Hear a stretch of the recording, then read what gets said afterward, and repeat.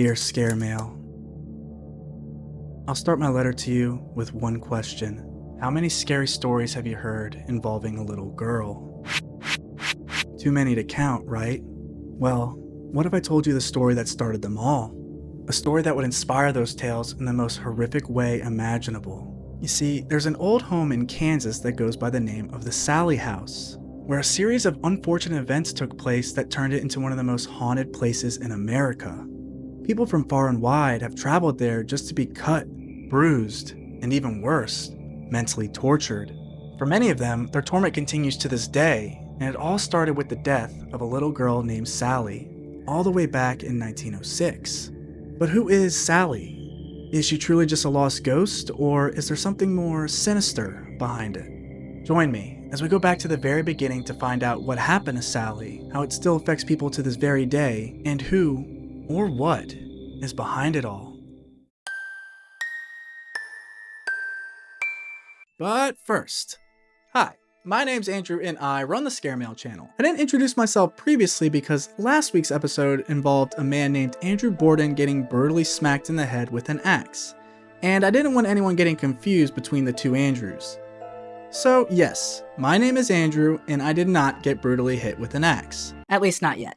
Anyways, if you like ghosts, cryptids, aliens, and other supernatural stuff, feel free to subscribe to the channel with bell notifications, liking the video, and leaving a comment down below to ensure your scare mail continues to get delivered. Without further ado, let's get on with the story.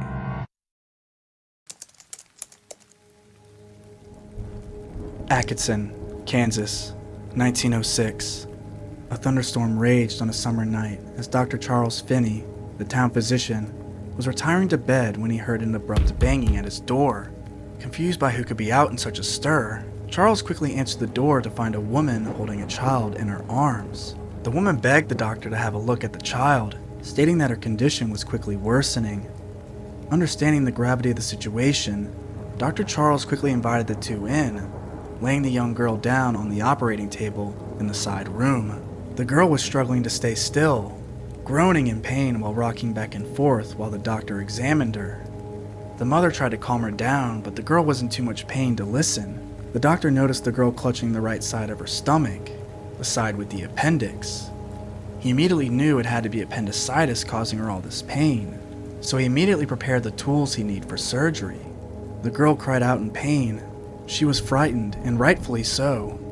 The doctor, in an attempt to calm her down, asked her name. "Sallie," she said. "Ah, Sallie," he replied. "What a pretty name." He then asked her what her favorite subject was in school, as he prepared the anesthesia. But before she could answer, Sallie immediately threw up large amounts of blood. Dr. Charles knew he was running out of time, so he'd have to operate without anesthesia. He asked the mother to hold her down as he brought a scalpel to his hand. The girl cried out once again, begging for her mom to put an end to this. But all the mother could do was calm Sallie as the doctor cut into her. Dr. Finney worked quickly yet diligently to remove the affected appendix. But before he could take it out, Sallie fell silent all of a sudden. The mother desperately tried to wake her ailing daughter. But it was over. Sallie was dead. Sallie's death was a terrible tragedy, but surprisingly, her story doesn't end there. After being long forgotten, Sallie's tale would soon resurface when a couple by the name of Tony and Debra Pickman would unsuspectedly move into the house in 1993. There, the couple would endure the most horrific experiences imaginable. Tony and Debra Pickman were more than eager to move into their new home in fall of 1993. Coming off the birth of their first child, the new family was ready to start their lives together off the right way. Only, little did they know that everything would go horribly wrong beyond this point, and the signs of something going awry would immediately present itself. As they were moving in, Tony noticed something peculiar. The family dog had stopped exploring the house, opting to stare at the corner of the living room for the duration of the move. When Tony or Debra tried to lure him away, he'd uncharacteristically ignore them. Not even food would prompt him to move from his spot. The couple were beginning to get worried that something was wrong, for at the beginning of the strangeness, their dog's tail was wagging, curious at whatever it was looking at. However, later on in the day, The dog's tail fell limp, stuck between its legs as it growled every now and then. Despite this, Tony and Debra didn't think much of the weirdness, assuming their dog would eventually become more comfortable in and around their new home. Unfortunately, that wouldn't be the case for them, nor their dog, for what would happen afterwards would be far more alarming. Months later, Debra had just finished tidying up the nursery one evening, organizing all the toys neatly in the corner of the bedroom. Her child was just starting to coo from the crib as Debra picked them up in a motherly embrace. Figuring nap time was over, Debra took her baby with her downstairs for feeding time. As she stepped outside the bedroom, Debra found the dog loyally waiting for her, relieved at the sight of its owner. Despite living there for quite some time now, the dog was still not comfortable in the house, especially the nursery. Still, Debra thought it was more funny than concerning and commanded her dog to follow her downstairs, which it did. As she settled in to feed the baby downstairs, things took a turn when loud thumping noises could be heard coming from the upstairs nursery.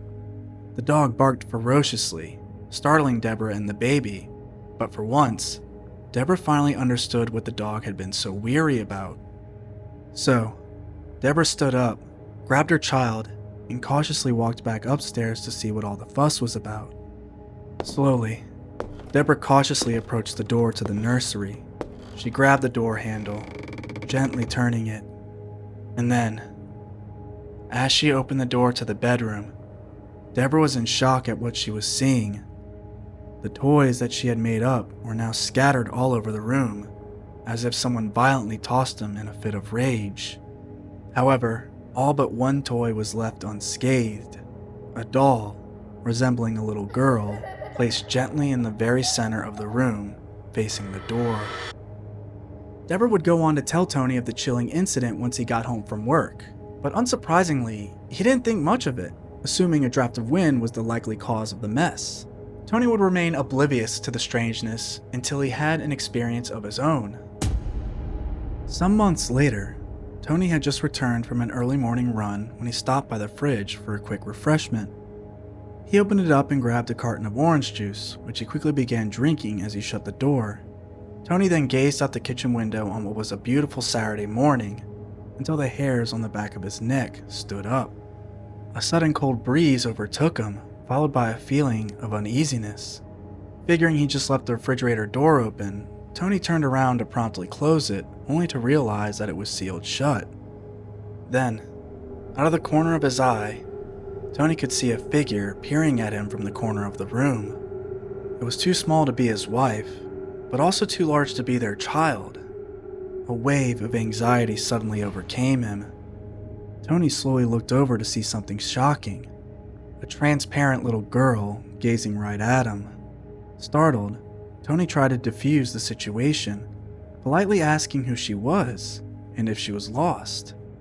To his surprise, she remained silent, examining him with her big, blue eyes, until she flashed a smile and then vanished.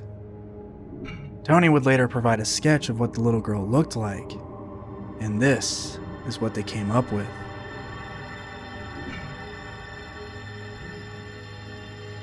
After this worrying ordeal, the family was now certain that their house was haunted, but they believed the spirit of the girl to be mainly harmless, until their encounters with her became more hostile.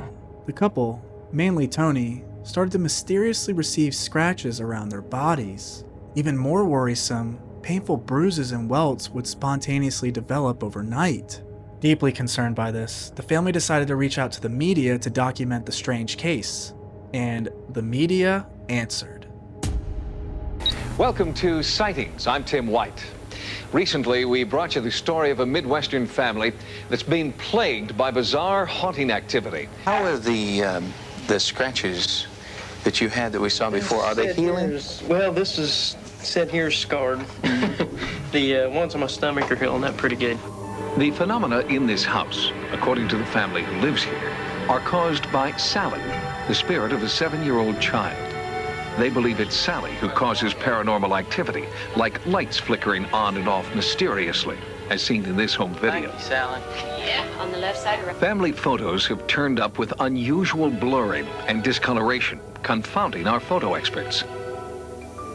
During our initial investigation, paranormal researcher Howard Heim felt and recorded strange sensations of cold and electromagnetism. You think this family is at threat, in danger? Yes, I'm a little concerned about that. Eventually, a medium would join the crew at the house to investigate the mysterious circumstances, and what he found was shocking. The medium, despite having no prior knowledge to the case, was quickly able to identify that some sort of girl was present. I got just a glimpse of that upper window of the face of a little girl, and I don't know who lives here. It's a boy, right? But I saw the face of a little girl in that window. That's not all the medium got right, though. He was even able to decipher what the spirit's name was. There's a little girl that's standing right there, right at the top of the stairs. Hello? Hello? Look. Hello? Can you speak to me? Sally? Is that your name, Sally? After all this, the encounters quickly got worse and worse, with Tony even being hurled out of his bed in the middle of the night. It's believed that the family inviting more people into the home might have angered Sallie, which led to more physical altercations as a result. After over a year of torture, the Pickmans waved the white flag and promptly moved out of the home. And ever since, the house has laid abandoned. Many ghost hunters, YouTubers, and other personalities would go on to explore the haunted house, experiencing similar occurrences while they were there. Still, the question remains, who or what is Sallie? Well, in my opinion, Sallie doesn't appear to be this harmless, innocent little ghost. This more closely mimics poltergeist-like activity, and the main entities behind poltergeists are thought to be malicious demons. Demons that are hell-bent on not only torturing, but destroying their occupants in the most vicious way possible. Still, this is all just speculation, but at the end of the day, so is the story. You see, despite Dr. Charles Finney living and operating on patients in his home, there are actually no official records of a Sallie dying in his care. Believe it or not, Sallie's story may have never even happened, which raises another frightening question.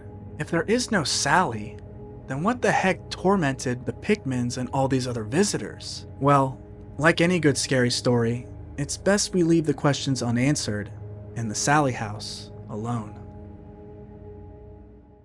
Well, I hope you guys enjoyed this week's Scare Mail, guys. Remember to subscribe to the channel and enable bell notifications to stay up to date with all of our mysterious tales.